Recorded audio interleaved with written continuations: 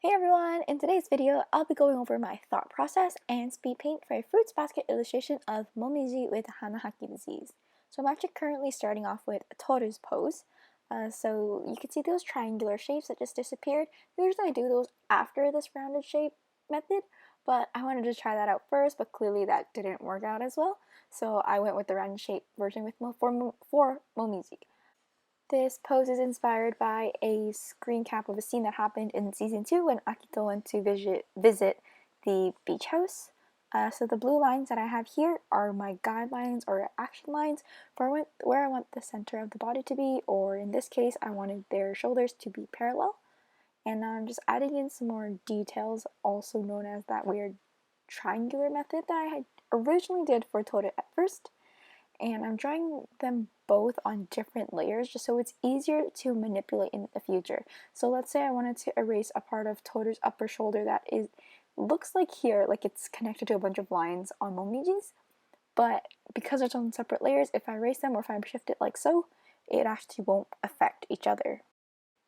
So from Wikipedia, the Hanahaki disease is a disease where the victim of unrequited I never know how to unrequited love, or one-sided love, which would be Momiji, they begin to have like flowers build up in their lungs and they start to cough up these flower petals. So I decided that that would be like the top of this piece. Momiji is the victim of his one-sided love for Tohru. Alright, so putting in these clothing details, you can already see like the arm and the upper body. Something looks a bit off, but I wanted to keep trying it for Tohru and see if it looked okay. But clearly I did not like how that went, and the changes there were a bit too big, at least for me, to be able to change with little adjustments. So I restarted my basic shape process, which is actually something I haven't done before. But I was thinking, hey, you know what? I really want to do this piece and it looked too odd, so restarting wouldn't be so bad.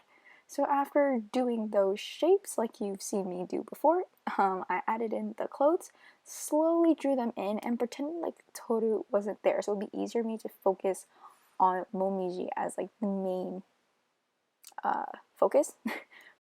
Moving on to Tohru's basic shapes, her body portions were alright, or they seemed alright to me. The main issue I had with hers was like her arms and the angle that it was in. Although I had that reference photo from before, their positions are actually switched. Tohru is no longer the taller person trying to hug Momiji. Momiji is actually the taller one here. So because I do have that reference photo, it was still a bit difficult to base it off of. So I went and grabbed some reference photos of my own using some family members. So continuing with the same steps, after my basic shapes, drawing the clothes, I have the clothes for both of them now already, so I'm trying to figure out how to do the hands. And Tohru, I don't mean this in a mean way, but she's kind of in the way just because the lines are cluttering. So because I hid that layer and I drew it on a separate layer, I could still have everything from Momiji's body and continue with the drawing. So here I flipped my canvas a bit, flipped it. Here I flipped my canvas back and forth a bit just to make sure the angle of the head was okay.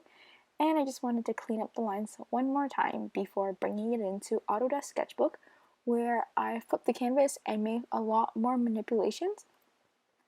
Because there on Autodesk Sketchbook there's like a better tool that I can use to help me like play around with the angles of the different objects. And here you can see in the sketch, not only is it cleaner, but there's more details as well. As we can see with Tohru's hair, her outfit, they're a lot more defined and we know what things are. Also really surprised with the way this hand turned out. I also used my brother's hand for reference here. I think it turned out really nice considering I'm not that good at hands. I mean, hey, there's two people in this drawing and I really only had to end up drawing one hand. Like the other hand that we can barely see, I kind of just winged it. Okay, you can say you wing it, but is it winged it a thing, like past tense? Anyways, and here just making a few adjustments with like the angle of the shoulder, their sizing of the head and stuff like that, just to make sure things look okay. And now that everything's fine, I finally draw in the face. I know not all digital artists do the face last, but it's just something that I like to do. So there's the flower from Momiji's Hanahaki Disease that's like he's coughing up, and added a bow onto Tohru's skirt just because I finally finalized what outfit I wanted her to wear. Alright, so after bringing it into Autodesk Sketchbook, making my adjustments and bringing it back, I am doing the line art and the base colors for this piece. So, as normal, for those people who always watch my videos, I just want to say thank you so much. But once again, I have struggled to come up with a background. I tried going with some blues and greens because I wanted Momiji's flowers to be red and yellow, like in the Fruits Basket 4th ending, so the season 2 second ending where they're all like with those plants, like that really nice ending. Momiji is sitting with chrysanthemums that are red and yellow in color, so I wanted to use that for the flowers, but I didn't want the background colors to clash with that. But here I'm trying it out because the blue and green didn't exactly look quite right, but it's still not to my liking. So I actually just picked out some of the main colors I had from the original reference photo, which here there's like some trees, bushes, and a dark colored sky because it was nighttime. And I thought, hey, you know what? Although the blues and greens I originally chose had clashed with their outfits, this had actually looked alright. So right now we don't see a lot of stuff happening, and that's just me like filling in the white spots that occurred from the fill bucket tool on, I think almost all digital art pieces have it. So here I tried adding like some white chrysanthemums in the background just to play around and see how that would go. I mean, it looked alright here, but I think at the end I was like, didn't really like it, so once again, back to the old background. I mean, it's alright to experiment, I think. Like, that's the point of doing art. You practice, you get to learn how to do backgrounds, but after seeing so many of my videos, I am still completely clueless. Anyways, I am now doing the shadows, which is most evident for Tohru's hair, I think, when I started speaking, and used, especially for the skirt, I had to use a blurred reference photo for how to draw that bow. Like, usually I draw bows like the most simple way, like a 3-year-old would, but I wanted to make it more accurate. So woohoo, best friend reference photo to the rescue. And after doing my first round of shadows and finishing the hair, I like to go back and do another round of shadows just to make more contrast. I'm really trying to add more contrast to my pieces. I watch a lot of YouTube videos to help me out with my art, and one of the things they say is do not be afraid for that contrast. If you are too afraid to make your colors contrasting, your colors get too muddy and it becomes like a blur of things. So I really try with that contrast, but when it comes to things like highlights, for example, maybe it's because I picked the wrong colors for my base colors, but I'm always too scared to like make it white, for example, because that would be like the brightest highlight color, and to just go with that, I get really afraid to do so. So with my shadows especially, I like to try and make that as dark as possible. So for coloring the jeans of this piece, I did my normal shading, but I also decided, hey, I'm gonna photo bash a jean texture onto his pants just to add some more oomph into the piece. So here we can see I have a picture of like a jean imported into the piece that was used just to have the texture, created a clipping mask, and lowered the opacity. So if we look at the jeans, there is some kind of texture to it, and it's not just that the whole piece is full of like flowy solid colors without a texture. Yeah, so that's one thing I've actually started doing more of in my pieces is photo bashing. So if you guys want, you can give it a shot. Give it a shot with one of your older pieces or try it out on one of your newer pieces.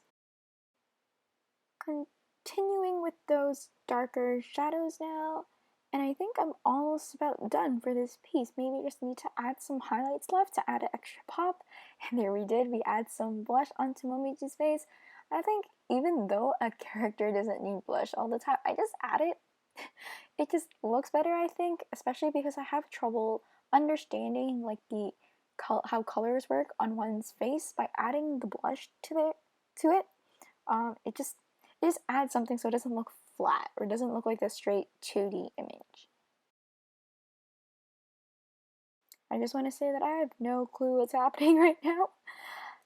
But now I'm adding some more textures to the bushes and the trees. So I used some texture brushes that were on iArtBook, as I also believe are on Procreate, as well as looking at the reference photo I had just to make the textures look right and not like some weird random thing that was going on. Because sometimes if you use the textured brush, it doesn't really match what's going on. But I think with the way I did it, it was alright. And for this piece, one main thing I did a lot was play around with layers for the final outcome.